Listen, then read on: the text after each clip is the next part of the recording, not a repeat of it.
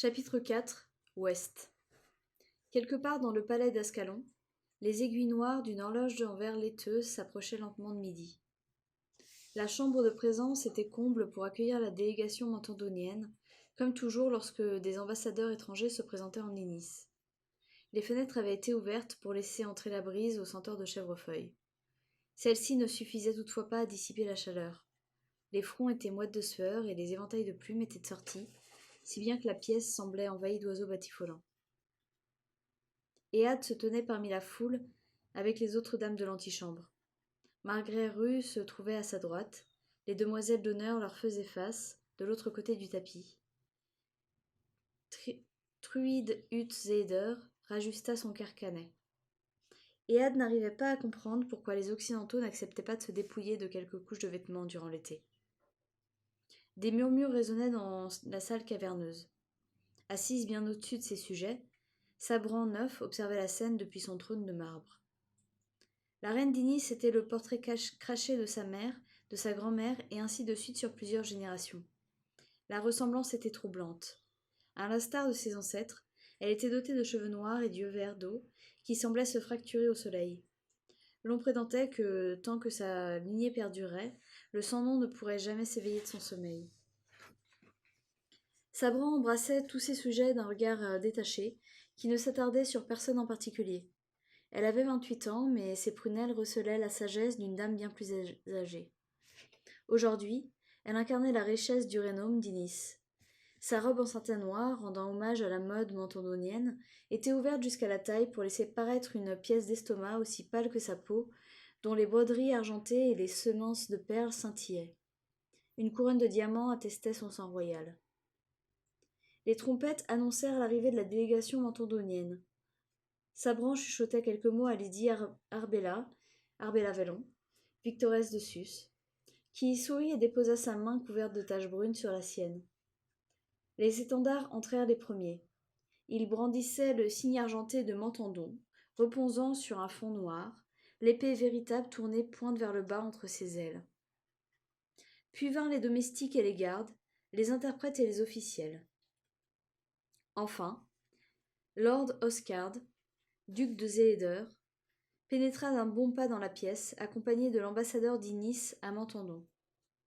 Zéhéder était fortement charpenté. Sa barbe et sa coiffure étaient aussi rouges que le bout de son nez. Contrairement à sa fille, il avait les yeux gris des Vatiens. Majesté, il se fendit d'une révérence élaborée. Quel honneur d'être à nouveau reçu à votre cour. Bienvenue, monsieur le duc. La voix de Sabran était basse, chargée d'autorité. Elle tendit la main à Zéhéder, qui gravit les marches pour embrasser l'anneau royal. Cela nous réchauffe le cœur de vous voir en Inis. Votre voyage a-t-il été paisible? Ehad avait toujours du mal avec le nous de majesté. En public, Sabran s'exprimait tant en son nom qu'en celui de son ancêtre, le saint. Hélas, madame, répondit Zéhéder d'une voix sombre, nous avons été attaqués par une vouivre adulte dans les dunes. Mes archers l'ont abattue, mais si elle avait été plus alerte, nous n'aurions pas échappé au bain de sang. Des murmures. Ehad remarqua les regards stupéfaits qui se faisaient écho dans toute la pièce. Encore, marmonna Margrès pour elle-même. 2 vouivres en 2 jours. Nous sommes extrêmement contrariés de l'apprendre, affirma Sabran à l'ambassadeur. Nos meilleurs chevaliers errants vous accompagneront à Perchette. Votre voyage de retour sera moins mouvementé. Je vous en remercie, Majesté. À présent, vous désirez sans doute voir votre fille. Sabran se tourna vers la demoiselle en question. Approchez, mon enfant. Truide s'avança sur le tapis et fit la révérence. Quand elle se redressa, son père l'étreignit. Ma fille. Il lui prit les mains et son visage se fendit d'un immense sourire. Tu es radieuse, comme tu as grandi. Dis-moi, comment te traite-t-on en Inis? Mieux que je le mérite, père, répondit Truide. Qu'est-ce qui te fait dire ça? Cette cour est si grandiose, indiqua-t-elle en désignant le dôme qui les surplombait. Parfois je me sens bien petite et bien terne, comme si ces plafonds étaient plus magnifiques que je ne le serais jamais. Des éclats de rire emplirent la pièce. Elle est si vive d'esprit, chuchota Linora à Ehad, n'est-ce pas? Ehad ferma les yeux. Ah, ces gens. Baliverne, intervint Sarbrand en s'adressant à Zeder. Votre fille est très appréciée à la cour. Elle fera une digne compagne pour celui que son cœur choisira. Truide baissa les yeux avec un sourire. Son père pouffa près d'elle. Ah, Majesté, je crains que Truide soit trop indépendante pour prendre déjà époux. Même s'il me tarde d'être grand-père, je vous remercie de prendre si bien soin d'elle. Même s'il me tarde d'être grand-père, je vous remercie de prendre si bien soin d'elle. Inutile de me remercier. Sabran empoigna les accoudoirs de son trône. Nous sommes toujours ravis de recevoir nos amis des vertus à la cour. Nous sommes cependant curieux de savoir ce qui vous amène à Menthondon. Monseigneur de Zéeder vous apporte une proposition, Majesté, intervint l'ambassadeur d'Inis. Une proposition que nous pensons digne d'intérêt. En effet, Zéeder tout sauta pour éclaircir sa voix. Son Altesse royale Aubrecht II, grand prince de l'État libre de Menthondon, admire votre majesté depuis longtemps. Il a entendu parler de votre courage, de votre beauté, de votre ferveur, de votre fervent dévouement aux six vertus. À présent que feu son grand-oncle a été enseveli, il sollicite un renforcement de l'alliance entre nos deux pays. Et comment son Altesse royale compte-t-elle raffermir une telle alliance, s'enquit Sabran? Par le mariage, Majesté. Toutes les têtes pivotèrent vers le trône. Il y avait toujours une période de fragilité avant qu'une souveraine Béretnette attende un héritier. Leur maison était une maison de filles, une par reine. Leur sujet estimait qu'il s'agissait là d'une preuve de leur sainteté. Chaque reine d'Inis était supposée se marier et engendrer aussi vite que possible, afin de ne pas mourir sans héritière véritable. Cela se révélait dangereux dans n'importe quel pays, car ça précipitait une guerre civile. Mais selon les croyances initiennes, l'effondrement de la maison Béretnay causerait en outre la résurrection du sans-nom et la dévastation du monde. Pourtant, Sabran avait jusqu'à présent refusé toute proposition de mariage. La reine se rencogna dans son trône et considéra Zéeder. Le visage de sa majesté ne trahissait rien, comme à son habitude. « Mon cher Oscard, déclara-t-elle, si flattés que nous soyons, nous pensons nous souvenir que vous êtes déjà marié. » La cour éclata de rire. Zéeder avait jusqu'à présent eu l'air nerveux, mais il souriait désormais. « Majesté, s'esclaffa-t-il, c'est mon maître qui sollicite votre main. » Poursuivez, je vous prie, l'encouragea Sabran avec l'ombre d'un sourire. La vouivre était oubliée. Enhardi, Zéeder avança d'un autre pas. « Madame, reprit-il, comme vous le savez, votre ancêtre, la reine Sabran VII, était mariée à mon propre lointain parent, Henrik Vatten, intendant prospectif de Menthondon, tandis que le pays était sous contrôle étranger. Depuis que la maison Lievlin a chassé les Vatten, en revanche, il n'y a plus aucun lien formel entre nos nations, en dehors de notre religion commune. Sarbrand l'écouta avec un air d'indifférence qui ne confinait jamais à l'ennui ni au mépris. Le prince Auberc est conscient que la demande en mariage de feu son grand-oncle a été déclinée par votre majesté, et aussi par la reine-mère. Zéeder se racla à nouveau la gorge. Toutefois, mon maître pense offrir une autre sorte de compagnie. Il estime également qu'il aurait de nombreux avantages à renouer une alliance entre Inis et Menthondon. Nous sommes le seul pays à disposer d'une présence commerciale à l'Est, et à présent que la Iscaline est tombée dans le péché, il juge qu'une alliance embrassant notre foi serait vitale. Quelques murmures suivirent cette dernière déclaration. Peu de temps auparavant, Le royaume de Iscaline, au sud, vivait également sous le règne de la vertu, avant d'adopter le sans-nom comme nouveau dieu. Le grand prince souhaite vous offrir un gage de son affection, si votre majesté veut bien avoir la grâce de l'accepter, reprit Zéder. Il connaît votre amour pour les perles issues de la mer d'Ensoleil. Il claqua les doigts. Une domestique mentondonienne approcha du trône et s'agenouilla. Une huître reposait sur le coussin de velours qu'elle tenait devant elle. La coquille entr'ouverte laissait apparaître une perle noire iridescente, aussi grosse qu'une cerise et légèrement teintée de vert. Elle brillait telle de l'acier plié exposé au soleil. C'est la plus belle perle dansante de sa collection, capturée au large de la Seiki, expliqua Zéder. Elle a plus de valeur que le vaisseau qui lui a fait traverser l'abysse. Sabran se pencha en avant. La servante souleva le coussin un peu plus haut. Il est vrai que nous avons une tendresse particulière pour les perles dansantes, et que nous en manquons, répondit la reine. Nous l'acceptons donc volontiers. Cela ne signifie pas pour autant que la proposition l'est également. Naturellement, Majesté. Il s'agit d'un simple présent, d'un ami de la vertu, rien de plus. Fort bien. Sabran coula alors un regard vers Lady Roselaine Crest, principale dame de la chambre qui portait une robe en soie émeraude et une pèlerine en fine dentelle blanche. Sa broche exhibait 2 coupes, comme celle de quiconque prenait la chevaleresse de la justice comme patronne, sauf que la sienne était dorée, preuve qu'elle était de la lignée de ladite chevaleresse.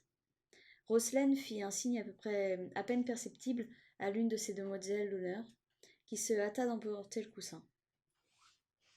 Même si nous sommes touchés par ce présent, votre maître doit savoir notre mépris pour les pratiques hérétiques des Séikinois, déclara Sabran.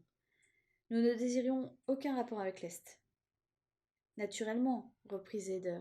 Malgré tout, notre maître pense que l'origine de la perle n'atténue en rien sa beauté.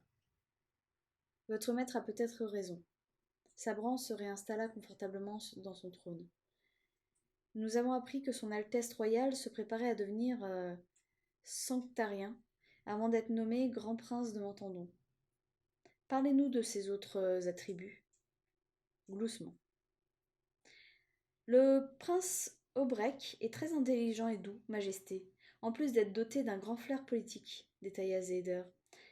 Il a 34 ans, ouais, bien sûr, et les cheveux d'un roux plus clair que les miens. Il joue magnifiquement du luth et danse avec grande vigueur. Avec qui aimerions-nous savoir? Souvent avec ses nobles sœurs, Majesté. Il en a 3, les princesses Hermuna, Bedona et Bétriaise. Toutes sont impatientes de faire votre connaissance. Prie-t-il souvent? 3 fois par jour. Il est essentiellement dévoué aux chevaliers de la générosité, son saint patron. Votre prince a-t-il le moindre défaut, Oscard? Ah, Majesté, tous les mortels en ont, mis à part vous, naturellement. Le seul défaut de mon maître est qu'il s'épuise à force de s'inquiéter pour son peuple. Sabran recouvra son sérieux. En cela, nous ne faisons déjà qu'un. Des chuchotements se répandirent dans la pièce, telle une traînée de poudre. Notre âme est touchée. Nous allons considérer la proposition de votre maître. Quelques applaudissements timides retentirent. Notre Conseil des Vertus va prendre des dispositions pour approfondir le sujet. Avant cela, cependant, vous et votre suite nous honoreriez en acceptant de banqueter en notre compagnie. Zéder se fendit d'une profonde révérence. Tout l'honneur serait pour nous, Majesté. La cour sembla onduler sous l'effet des salutations et des courbettes. Sabran descendit les marches suivi d'une de ses dames de chambre. Les demoiselles d'honneur lui en battèrent le pas.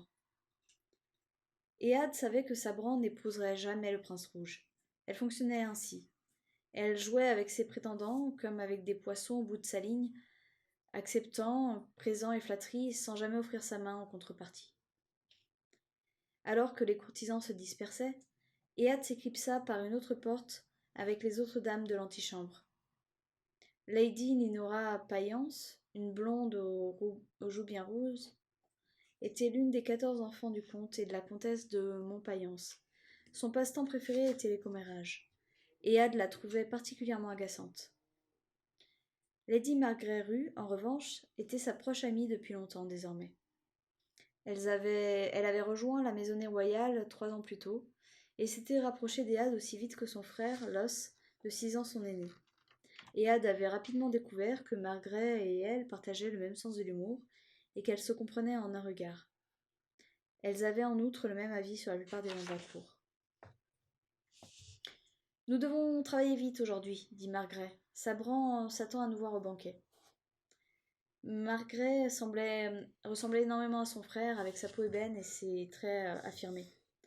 L'os avait disparu depuis une semaine, et elle en avait encore les yeux gonflés.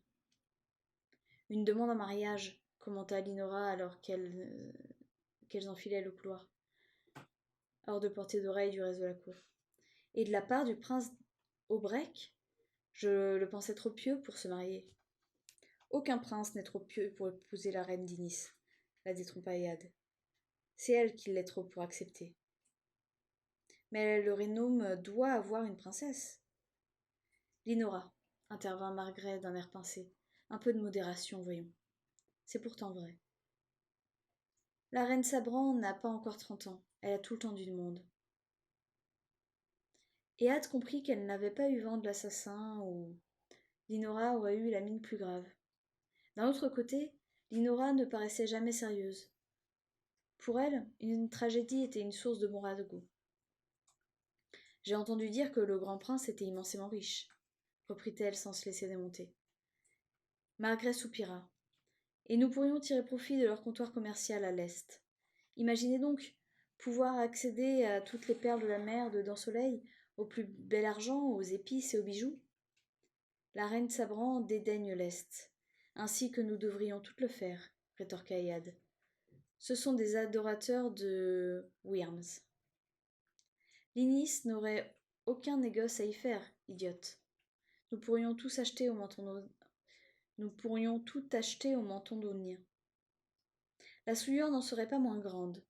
Les Mentondoniens commerçaient avec l'Est, et l'Est idolâtrait les Wyrms. Je m'inquiète surtout pour les questions d'affinité, réagit Margaret.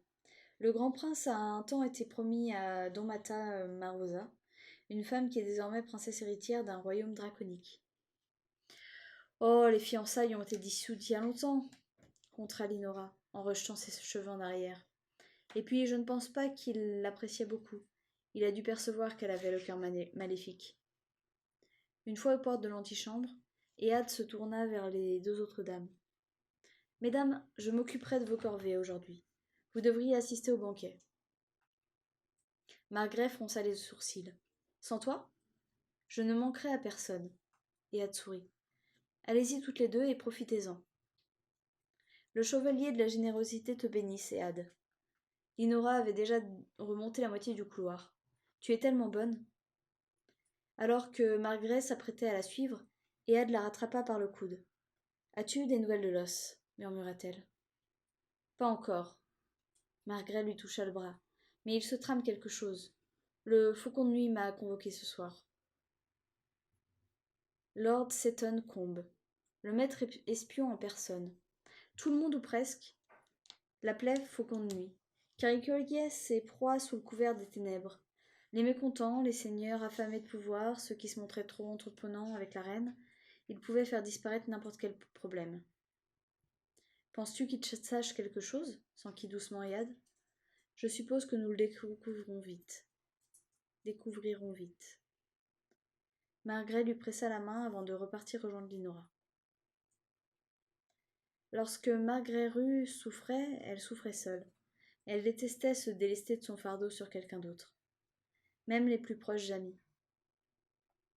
Ehad n'avait jamais voulu faire partie de celle-ci.